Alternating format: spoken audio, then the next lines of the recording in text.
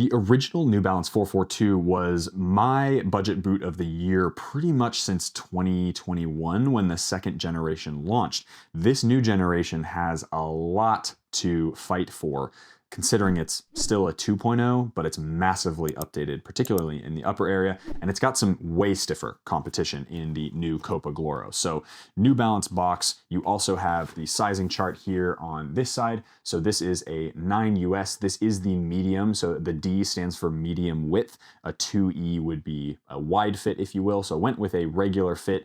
These are the firm ground model of the New Balance 442 in a US 9, UK 8.5, and Euro 42.5.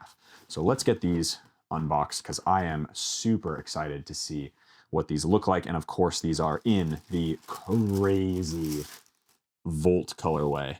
Oh my goodness. So pretty lightweight, maybe not as crazy light straight out of the box it feels as the previous model with the K leather, but a decent soft synthetic microfiber as well there. We got the knit in the midfoot, so it's modernized a little bit. Wow. Yeah, sweet. The silhouette of this also looks a little bit better, I think. Part of that comes from the knit in the collar area, so it kind of wraps and pulls everything a little bit tighter to the sole plate, which is really cool. So same sole plate as well, which we'll go over in just a second. From a tech features perspective, this boot actually is pretty simple for the most part, but I definitely want to go over some of the things that make it unique from one of its competitors, which I have somewhere down here in the bottom. Here we go. Copa Gloro 2, which is quite significantly heavier, but it's still leather and it is really comfortable, And it comes with the classic tongue design and stuff as well. So we'll talk about kind of the main competitors. I'm not even going to talk about the Nike Premier right now because I just don't think it's a very good football boot, especially given the new competition with these two. But we'll kind of stick with these as sort of the new sort of budget kings, if you will, or queens, if that's your thing. Okay. Here is the New Balance 442 Elite, which is their new naming. So this is technically a 2.0, even though it's massively updated. I don't know why they didn't just call this the New Balance 442 3.0 Elite, but whatever.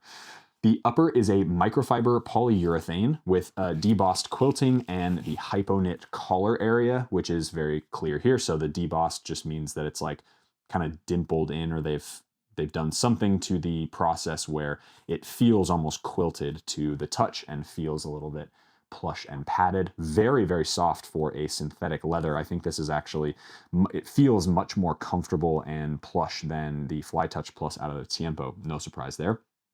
And then you have the hypo-knit collar area. So same material that the Furon and the Tequila are made out of, just here through the collar. One of the softest and most easily manipulatable knit materials on the market, and then they've added that basically through the entire collar area as well on the lateral and medial sides, meaning that you'll probably get a pretty nice seamless feeling once you put your foot into the boots. Stay tuned for the playtest portion of this video. Now on the inside you do get a little bit of a micro suede material that's got sort of a softness to it, which is really nice. There's a little bit of padding, extra padding, but by no means is it a thick upper. It's definitely pretty thin. I would say it's on par or even slightly thinner than the previous model with the synthetic in the midfoot and the K leather and of course synthetic in the forefoot. Now, one of the things that I think made a lot of people a little bit annoyed was actually the fact that this boot is not this boot, but the previous generation or the half generation prior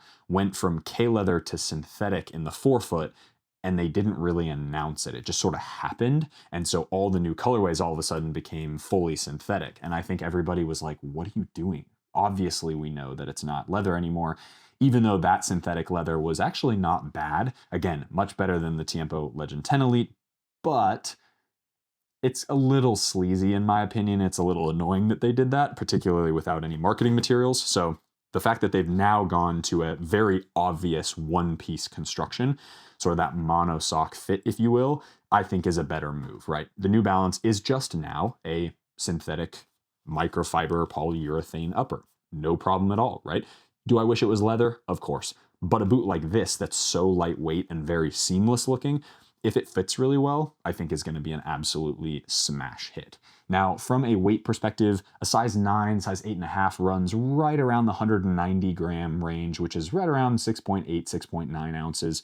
So that is pretty good for a boot like this. Again, it does feel quite light in comparison to the alternative, which is the Copa Gloro here. And this one is quite a lot heavier. It's definitely going to be closer to that 8.5 ounce mark, just because of not only is it leather, but it's got some more nice amenities in terms of the suede in the heel and some more plush kind of padded feel. So really, regardless of what you decide to go for between the two, that's going to be up to you. I do think if you're looking for a lighter weight budget option, the New Balance is definitely going to be the way to go, including the fact that it does have not a grip element, but this, with synthetic materials, you can kind of make them a little bit more waxy or a little bit grippier. I'm trying to think of the best. It does feel a little bit Fly Touch Plus in that way, in the sense that it does have a little bit of that matte grippy finish. But again, you're not going to get a crazy amount of grip like a grip knit material or anything like that, right? There's not actual grip elements on the upper. From my own personal thoughts of this before we jump into the playtest, I think these look really cool. I really like the new white colorway, although I do think that something like this is really vibrant and it's really bright, and it makes for really great thumbnails as well because they stick out. So very much looking forward to testing these out on pitch. I do think that the new construction with the heel area as well is going to be a welcome sight. That was kind of the one downside with the sole plate, and unfortunately, yes, it's the same sole plate as the previous generation. So my hope is that this sole plate performs really well. It's going to be suitable for AG and FG. As you can see, it's got tons of conical studs, which is good for maneuverability and for hybrid FG AG pitches. But at the same time, it's one of those sole plates that just is a little lackluster as far as snapback goes. So I think if they absolutely nail it on the fit and the comfort of this new upper, honestly, I can kind of get over the lackluster sole plate if this upper is going to be super enjoyable to play in. But that's my own personal preference. Let me know in the comment section below what you guys would think. Without further ado, let's jump into the playtest.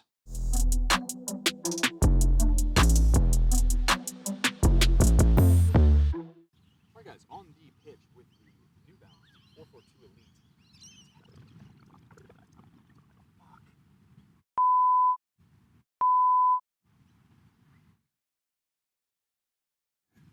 Hello. Okay, so I've just filmed that entire intro with no audio. So let me just start by saying, oh my days, these boots are absolutely fantastically comfortable, and they fit identical in terms of sizing to the previous generation, which is pretty understandable given that it's the same sole plate and same last. These are still pretty lightweight for what they are. I'm pretty sure they're about the same, but that doesn't really matter. What matters is how they feel on feet, and I would say they feel very light and agile on feet. So very nice job from the New Balance brand going with, yes, a completely different material, but instead of doing kind of that two-piece leather, synthetic leather forefoot, synthetic leather midfoot, they just went with a full synthetic microfiber. And tiempo, this, take notes, this is what a synthetic leather should feel like. And from a sizing perspective, do make sure that you either go true to size if you are somebody who likes really narrow not really narrow boots, boots that actually fit super, super snug on your feet. But I would probably recommend the most people to go up half a size for this particular model because it's now not leather, so the forefoot won't stretch. And no, it's not overly tight. I would say for the other two models, Furon and Tequila, I go up half a size, so just keep that in mind. These ones fit similarly to those, but they've got more width, so I can go true to size. My toes are a little crunched on the end. I don't mind that because I like tight boots, but I would probably recommend for the majority of you, just go up half a size. Now, one of the things that I'm already noticing straight out of the box is the rework they've done to the heel area, and I'm hoping that's carrying over to the Furon and the Tequila, because that's, although I didn't have many issues with it, it's something that a lot of players that I know that loved the Furon and the Tequila from an upper perspective and that hypo knit, they really struggled with that heel area. But this heel area, much better from New Balance. So I am already a massive fan of these. Touch on the ball feels great, and we're off to a really good start. Now, in terms of what to expect from this upper, I actually really like that it doesn't have the standalone tongue anymore, because I think that it just adds to the seamless feeling of it. And for how light the first generation of New Balance were, I didn't feel like the normal standalone tongue did enough of that boot justice because it moved around a whole lot. Whereas this, with the hypo knit, it's like you put your foot in, bam, it's like perfectly molded to your foot right away. And I'm not saying that because I love the New Balance brand in general, but like, these are freaking unbelievable for what they are. And at that price point, it's gonna be hard to beat. And one of the things that I sometimes worry about with boots like this that are on the more budget-friendly side is like, oftentimes they'll do, let's say, leather in the forefoot, and then they'll do a synthetic in the midfoot that just feels pretty disconnected. But because this is a one-piece upper now, man, does it feel good to manipulate the ball. Like, you just have such a, oh, hello. You just have such a consistent feel. This is gonna rebound the ball way over that way. You just have such a consistent feel across the entirety of the upper, and that carries over to striking the ball as well too. So like when I'm doing bended shots like that, obviously gotta be better on technique as far as whipping the ball a little bit more, keep my head down. But I really do find that uppers like this, especially at this price point, are really hard to come by. Ooh, we'll go one more. Really hard to come by in terms of the way that they kind of feel on your foot. And then from a sole plate perspective, that's one thing that I've sort of, I don't know, I mean, again, at 140 bucks, 130 bucks, it's hard to argue because the sole plate works. Like, it's pretty simple, it's pretty meh, but it works, it's fine. And so for me, it's like, there we go, yes, better technique. Again, not a lot of power, but perfect. No one's stopping that.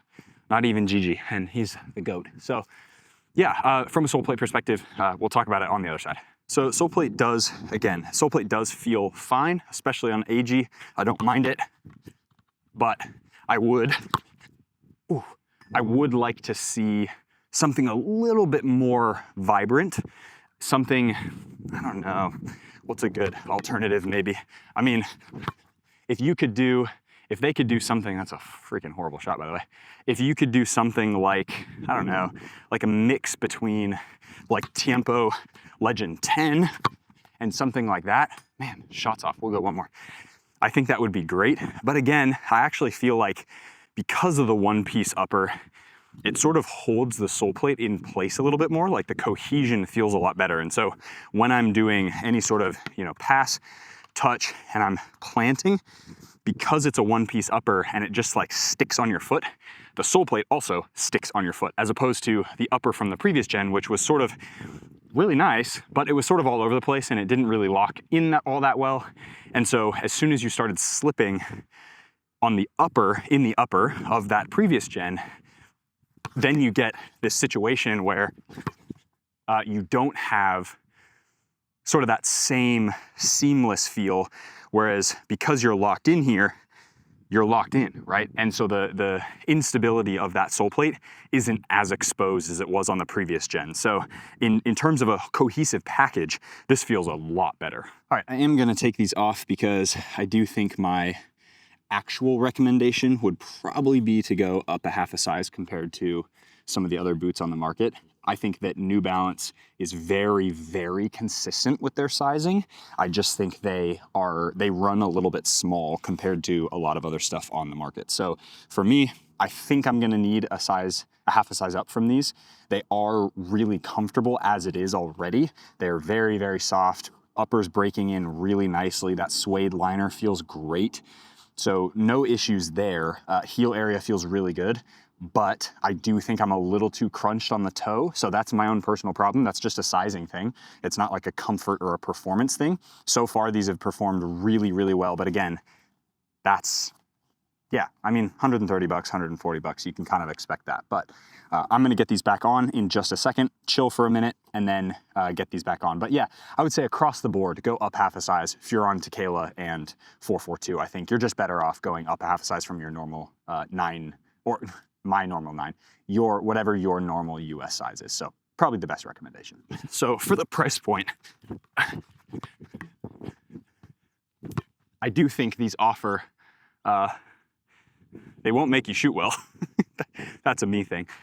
But what they will do is provide one of the more cohesive packages on feet, I think, of most football boots, particularly at this price point, which is a tough ask, right? Because I think when you're thinking about boots at this price point, it's Copa Gloro 2, which is actually quite good in its own right. It is thicker because it's leather. So if you want leather at this price point, you go with this.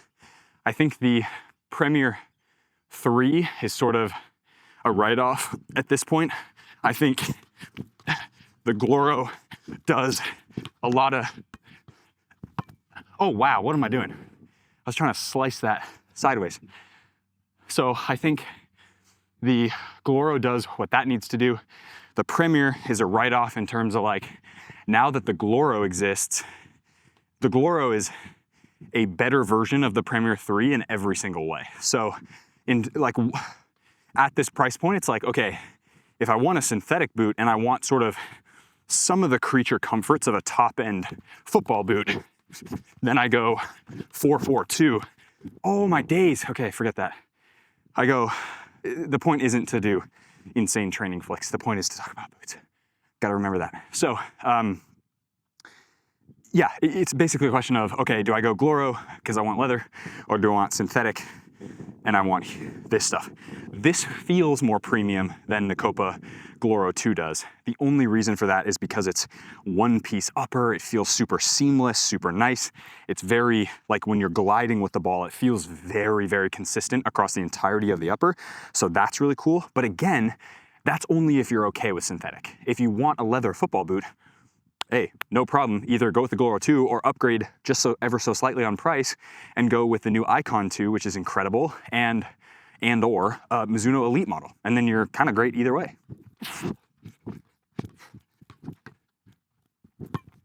Ooh, Knuckle City. Hello. Damn. Yeah, I really enjoy shooting with these.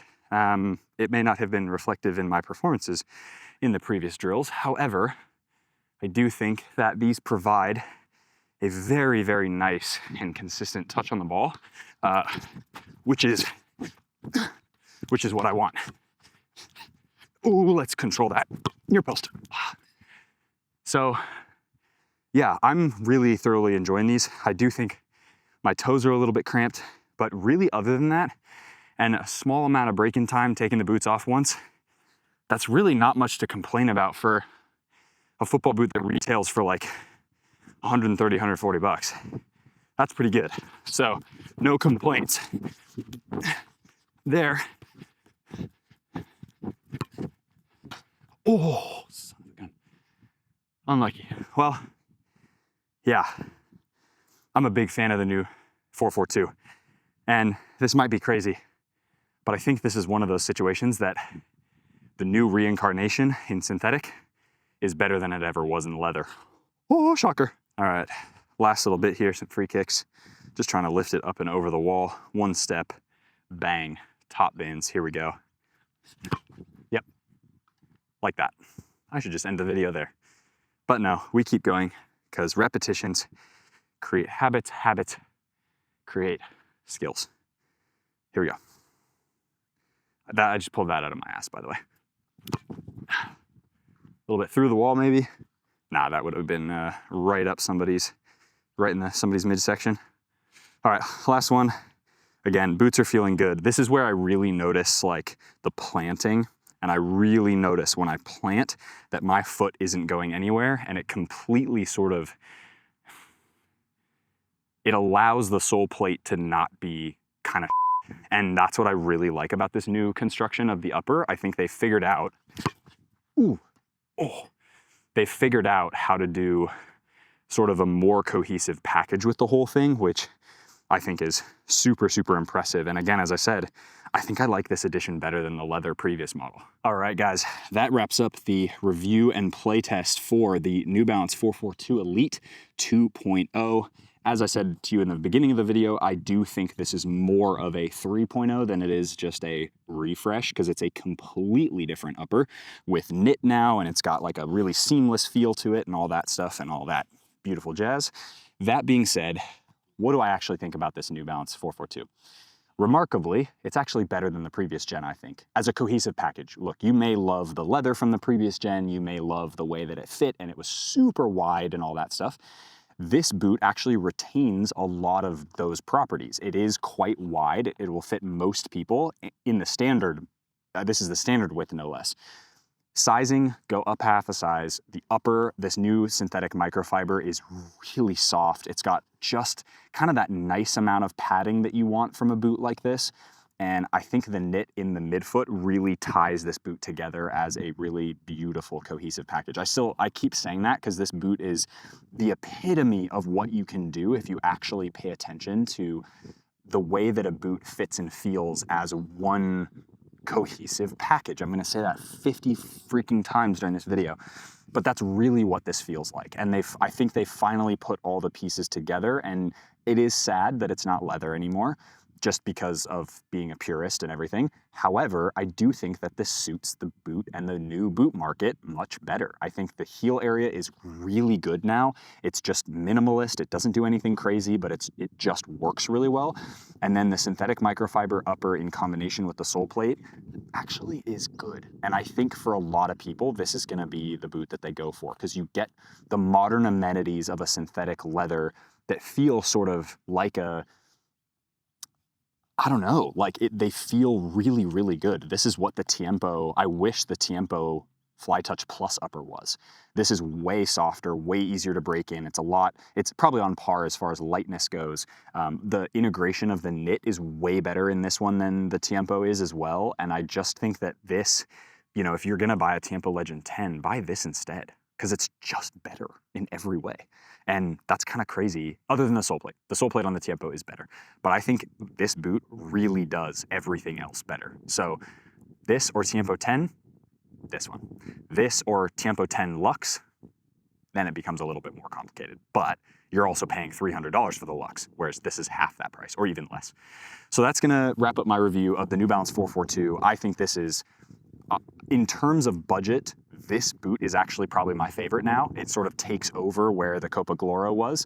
And I know that I said Copa Gloro was my favorite budget boot, but I actually like this better now. I think this is, for me personally, this is the kind of stuff that I prefer. So if you're looking for a boot that's lightweight, synthetic, or you don't mind synthetic, you like a little bit of knit, that kind of monosock construction, and you don't want to pay an arm and a leg, this is the boot you go for. So subscribe to the channel if you haven't already. Like the video if you got value from it. Let me know if you have any questions about the New Balance 442 Elite 2.0, 3.0.